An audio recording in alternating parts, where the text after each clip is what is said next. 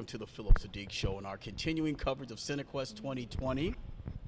We have a most exquisite film. It has all the right things in it. Action, adventure, let me see, exposure, hacking. Also, if you're familiar with Ron Jeremy, some of you people may be familiar, so we got to get into that. How did you get him to act in your film? That's a story for you. We've got one for you. Oh, and we got time. We got time. All right, so our guests are Alexandra Adomaitis. Uh-huh. Yes. Okay. Tracy Keshek. Okay, all right, Tracy. So let's go, you guys. First of all, welcome to the show. Thank you. Yeah, okay. Yeah, Thank you. yeah, I'm sorry, the Thank back and forth. Yeah, okay, so what was your inspiration for doing this type of film? I mean, because it's hacking, and then you show us a little bit of the hacking background as much as you can. So how much time did you research it? Well, I actually, several years ago, not to date myself, but I spent a good 7, 8 years of my life that I was surrounded by hackers. And so I kind of fell into this subculture where I wasn't personally a hacker. I mean, my technological abilities were very, very limited. Yes. But I started to meet all these different people, and they were just such characters to me. And I was already writing at the time, so I had kind of maybe jotted down some ideas, now and then. But a couple years later, I thought, I really want to put this into a story. I wanted to do like a feature film about it. So I told Tracy, I said, you know what? I want to do a hacking piece. I want to bring everything that I've experienced, all these characters, I want to put them on the big screen. And then we had already been working on a television series, actually, where we were looking for this kind of ensemble of 9 main characters, and they all had their backstories and everything. And I thought, it would be so cool. We kind of bounced this idea off of one another. What if we took this hacker and this hacking story and we made it one of the characters? So it ended up becoming one of these episodes, and it's the pilot for this television series. And I just put all these adventures and things and intrigue and everything that I had experienced in real life and just put it. So that's where my inspiration came from. It's S41NT. It took me a long time to pronounce that as Saint. They had to tell me. I had no idea how to pronounce that. So it's written in Leet Speak. So Leet Speak is hackers use it. They replace letters with numbers, and they'll use it. It's kind of like a certain type of code that they can use. So the 4 would be an A, the 1 would be an I. And I thought it was kind of a cool way to put the titling that way. So a lot of people are like, S4. I'm like, that's fine. But it's pronounced Saint, That's what I did. Yeah. All right, so Tracy, your involvement with the film. How did you personally get involved with the film?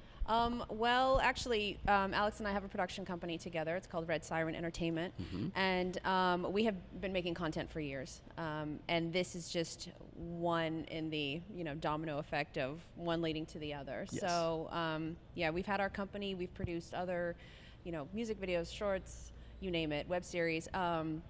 So that's how we've kind of everything we've done together is basically everything that Alex writes. We get financing for it. We kind of put all the pieces together and then take it from there. Okay. I have to be honest, you guys. The first, I think it's 30 seconds. I'm watching. Okay. Then I see a familiar face. Ron Jeremy. I said, what, wait. Is that freaking Ron Jeremy from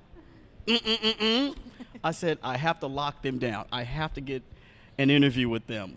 You have to tell us the Ron Jeremy story. So how did you because I'm like okay, actually when Alex had finished the script, we were talking about casting and who did we see in these different parts, and I said, just because sometimes I like to be funny, I'm like, it'd be great is if we got Ron Jeremy. Ron Jeremy's got to be the guy on the phone. But you have to remember what the role was. The role was for like an older gentleman who was, touching himself on the end of a bed, and so that was the character, and that's really all he did while he was on a line with what he thought or who he thinks is a sex phone operator. So then Tracy's like, so I thought, let's get Ron Jeremy. Why not? And then later on, she goes, okay, so we're getting Ron Jeremy. And I was like, oh, we are? I was like, oh, I was just kidding. But I was like, I mean, I did partly think it was a great idea, but the other part I thought, oh, no, But she was like, no, we got to do it. And I said, okay, let's do it.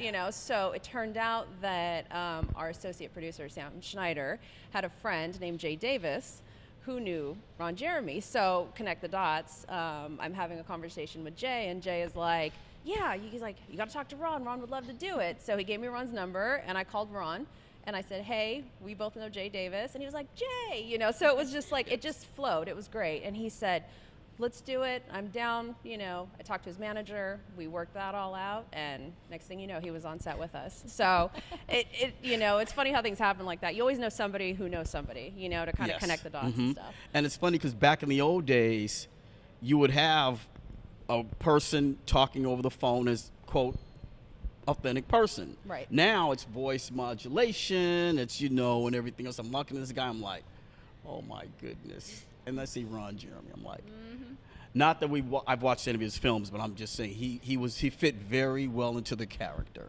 Oh, absolutely. Yeah. Yes. The doctor. He voiced over for Samurai Jack. Yes.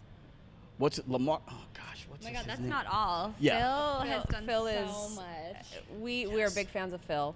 He's a good friend, and we love working with him. I mean, I can't say enough good things about him. He's such a professional, and he knows exactly what he's doing the minute he gets on set, and he just delivers wonderful work.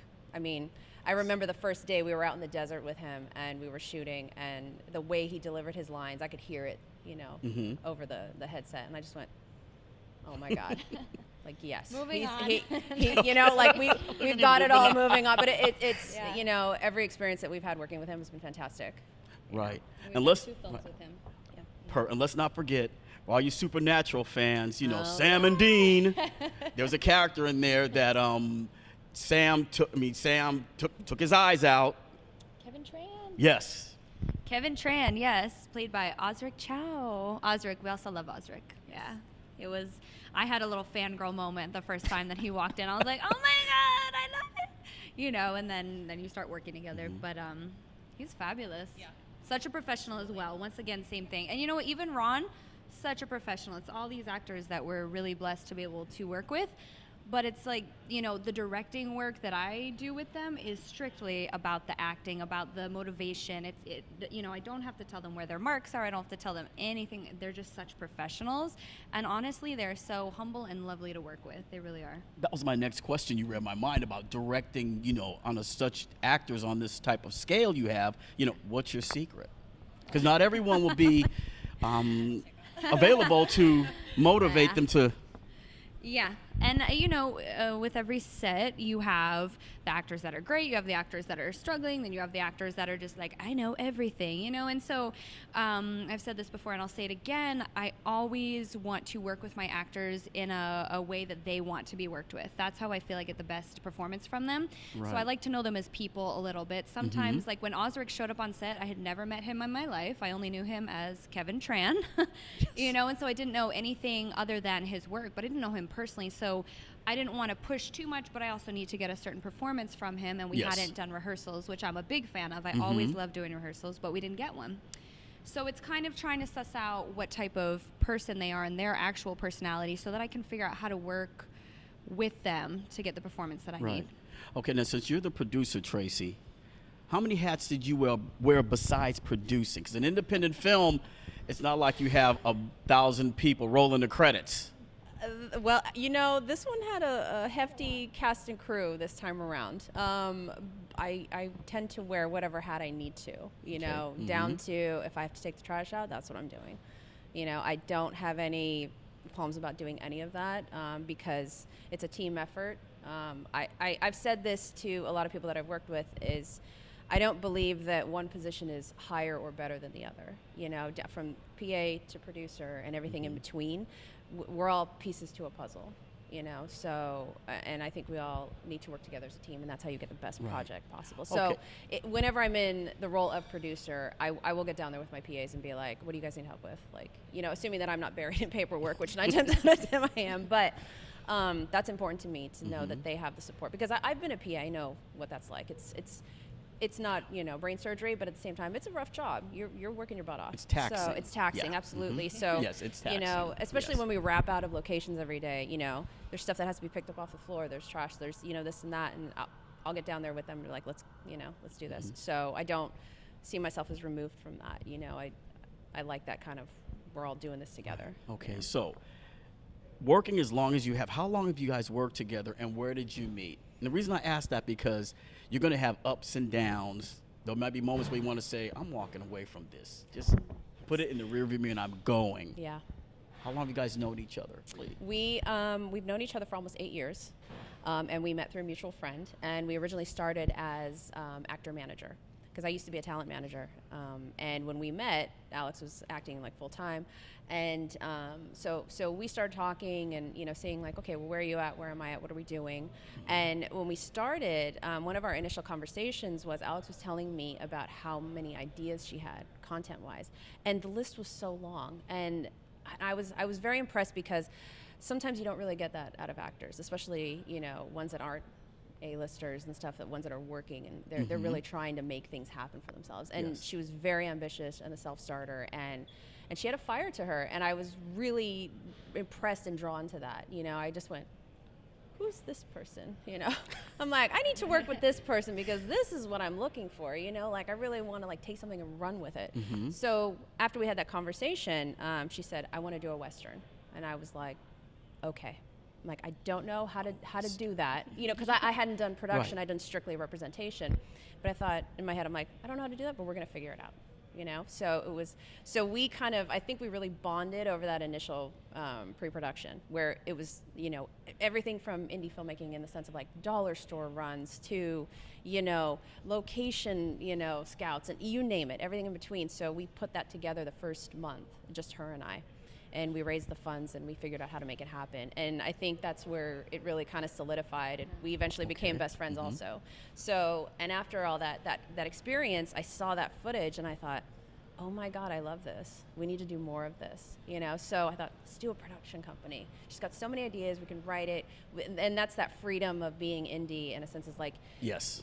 you can be as creative as you want. You can, down to the final cut, like Alice was saying last night when we were talking about this. No one's hanging over our shoulder saying, okay, we're taking this out of your hands and we're making it look however we want.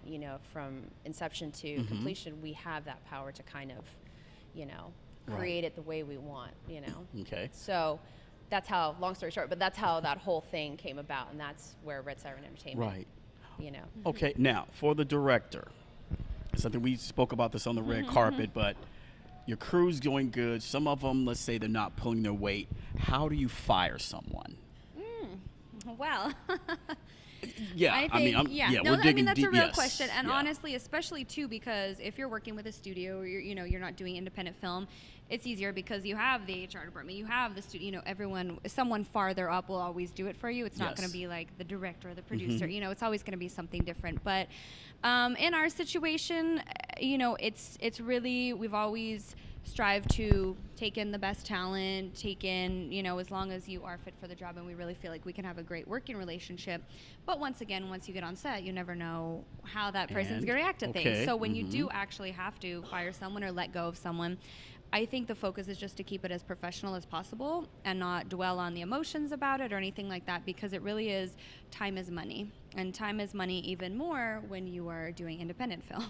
So because of that, it's, it's not about you did this or you, it's strictly about this working relationship is no longer a, productive possible one, and so we are going to end it. We make sure that we always have contracts, we make sure everything is legally done, but it's really just about keeping it positive and moving on to the next, because I can't say it enough, time is money. you can't sit there and dwell on it, but I think some people tend to get emotional about it, and if you get emotional, that's it, your logic is out the window. So when you fired someone, you've never had security like back you up just in case. I mean, just to make sure they collect their belongings and okay, exit stage left, please. You can go. To be honest with you, I'm from Boston, so I don't think that if I ever have to do it and when I have done it, I don't think that it's a necessary thing. I make it very clear what's about to happen. I mean, if I was to feel threatened, I think that would be a different situation, but it's very much just keeping it professional. This is what it is, and then if you have any other further questions, we have a great lawyer. And he is not going to, he's out for blood all the time. So I'm like, go deal with him. I don't have to deal with it. So, okay. Yeah. See, everyone, you're not going to get this type of interview on anybody else at this festival. I'm telling you right now.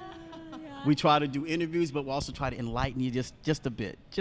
Get yourself a great lawyer. Yeah. Yes, Tracy. Yes. He's still waiting in reserve. We haven't had to use him for that yet, which is Mm-hmm. good. That's a good thing. I prefer that, but, I don't want to tempt him. Now Better Call Saul. Right, no. Well, one of those. Okay. All right. Now let's talk about the color palette of the film. Oh, fabulous. You have yes. different sections of color for different emotions of the film. Let's talk about how did you develop the palette, the different palettes for the film. Well, without giving away too much story-wise, Yes. there is kind of a shift you'll notice after a certain event happens Yes. in the film. And so in the beginning, I wanted it, you have more of that sunlight, you have more of that kind of Wes Anderson coloring, the more creamies and the yellows and the kind of, when you see Ron in that room, I mean, I don't know how many people knows, but there's like a picture, of the Virgin Mary and, then there's some pill bottle. I mean, everything was really color coded to seem very creams and pastels and stuff like that. And then when that shift happens, I wanted everything to get a bit more intense. The scene where she's in the interrogation room, I wanted that to be stark. I wanted it to feel bare. I wanted it to really isolate her and to isolate the fact that it's her and the doctor.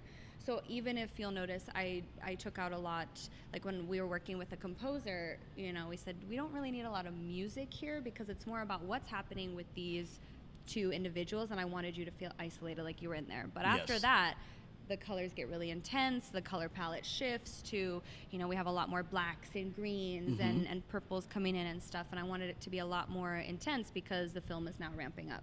Right. What was your shooting schedule like? We shot the whole pilot in 5 days. Yeah, it was just 5 days, standard shoot day. Yeah. I swear, Phillip.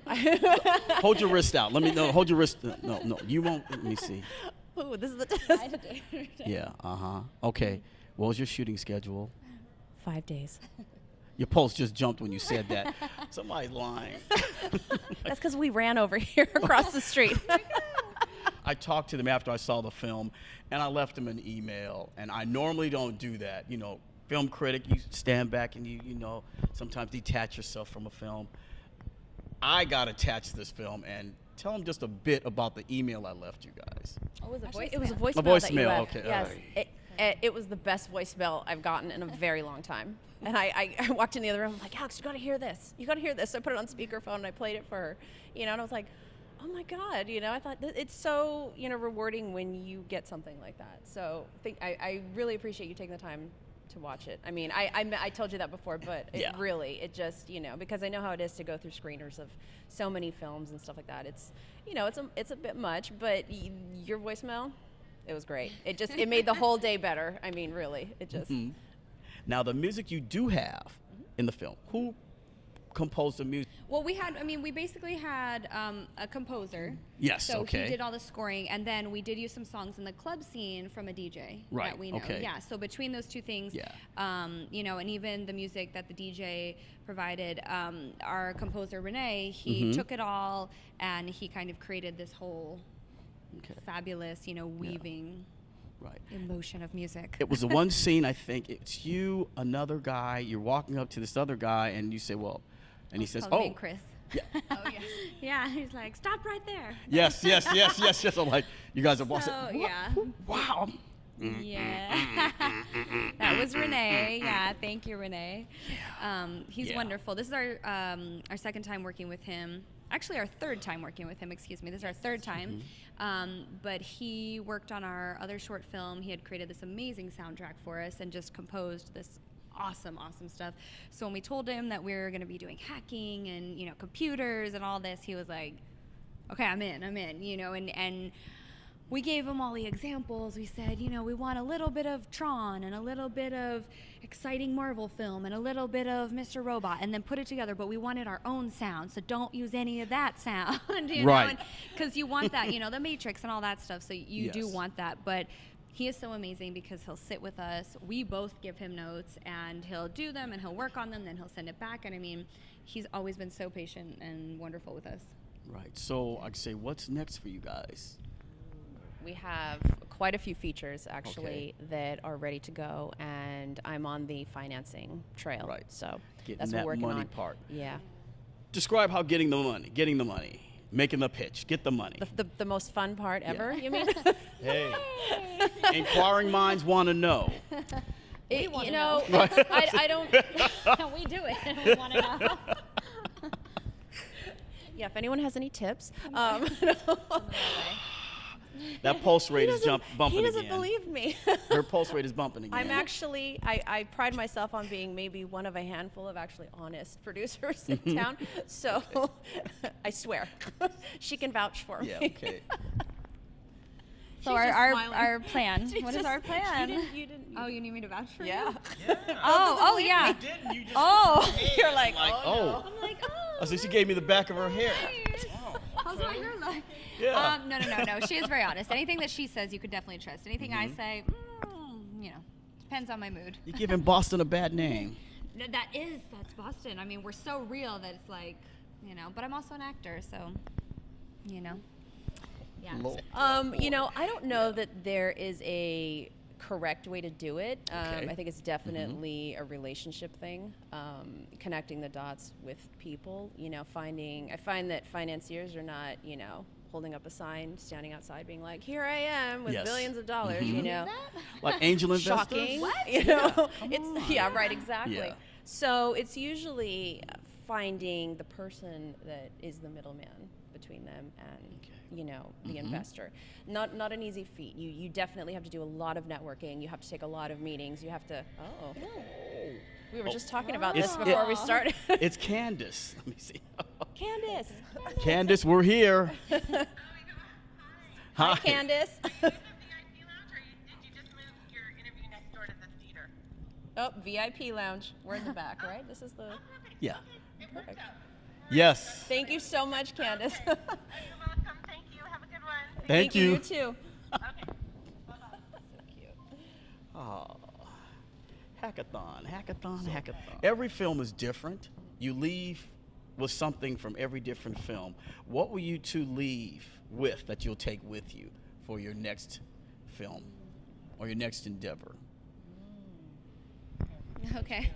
ahead, Well, I Tracy. know as a filmmaker, I'm always learning everything with every project. So I did take away a lot of things that I would do differently next time, a lot of things that I loved how I did. And so I'll put those in my little wheelhouse.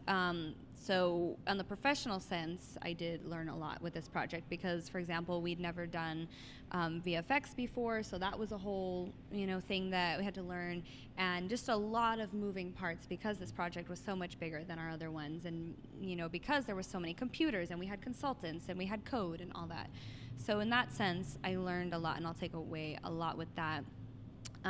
But this piece is really, really special to me. I mean, I did know these people at one point in my life, and whether we talk or not anymore now, it's like a little piece of my life that I put into this fictional story, and now I can create this whole world from it, and the experience in making it was absolutely fabulous. I mean, I loved making this film so much, so I'll take that joy away with me. All right, then, Tracy.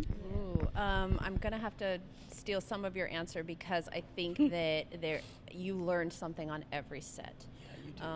And it doesn't end. It's like it's a constant learning process. Every time you think you know exactly what you're doing, it will throw something at you that you least expected.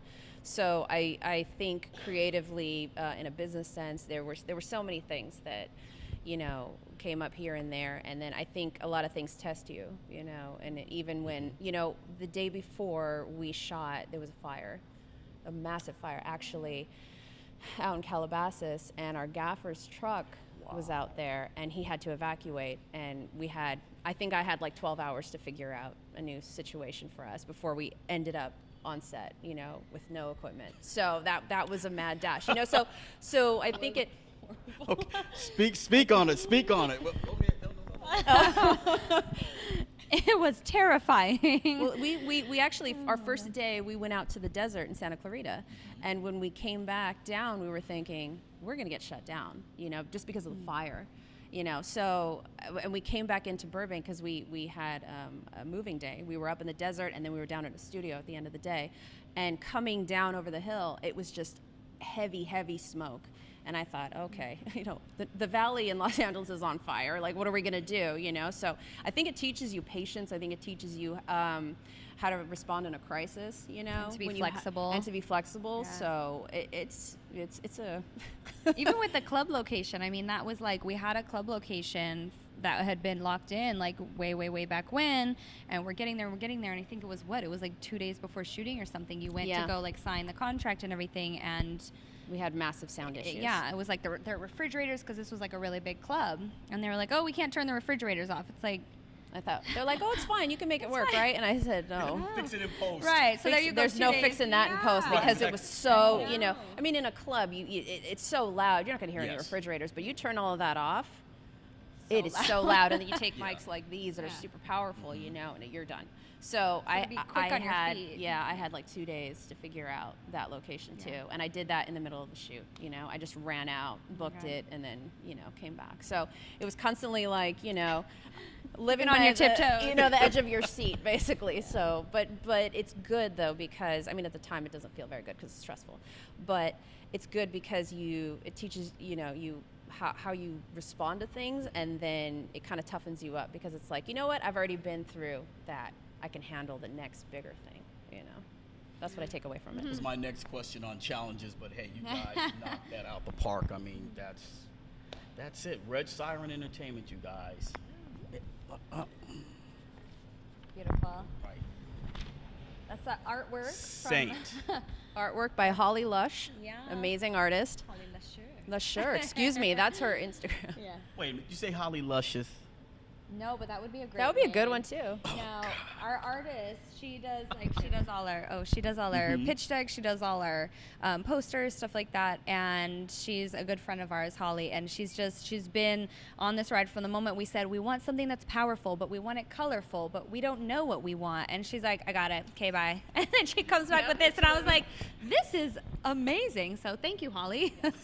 We appreciate her. Yeah. Everyone, I've had a joyous time interviewing Alexandra and Tracy. Saint, the movie here, I'm telling you. One last thing. Who decided to put the twist in? Well, I mean, We don't have to talk. Say what? Who? the twist. Yeah, that the would have been me twist. as the writer. So I put that in. Obviously, we can't really talk about it, No, but it no, is no. a big Mm-mm. twist that is Yeah. important, because moving on to the rest of the television series, that is an important part, that you see that secret that she's going to discover, and it starts to unravel her whole life when she's driving away. I mean, that's just the beginning. And so she thought, oh, I'm in trouble with this group, but really you're in so much more trouble than you thought. You have no clue. Yeah. Yeah. So, but releasing that kind of twist was important to me, because there are people that do this. This is a Yes. reality and a Mhm. realistic Right. thing. So I it's, I had no idea. Yeah. I had no idea. Yeah. I looked at some things. I'm like, holy. Oh, shit. yeah. And then it makes sense. Yeah. San Jose. What happens in San Jose? Yeah. Cinequest. Okay. Red Siren came to Red San Siren Jose? showed up. Yeah. Okay. I mean, that was special, like really important to me, because growing up here, going to school here, and being able to bring a project home is just, it's awesome. My family's here. I have friends here. It's being in LA is great, and debuting things there. But this is different. It's it's home. So it's the fact Okay. that I have my family coming tonight. It's just it's so cool, to have my parents see it on the big screen. And Are you going to get emotional? I am. I'm definitely going to get emotional. It's so funny. I think we talked about this yesterday.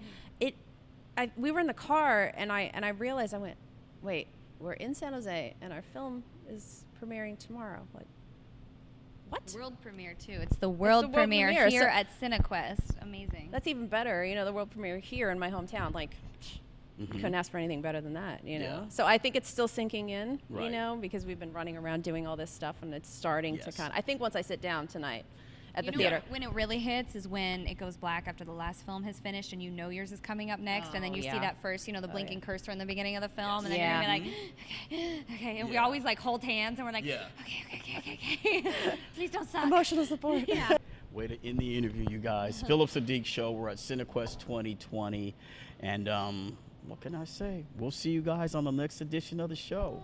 Yeah.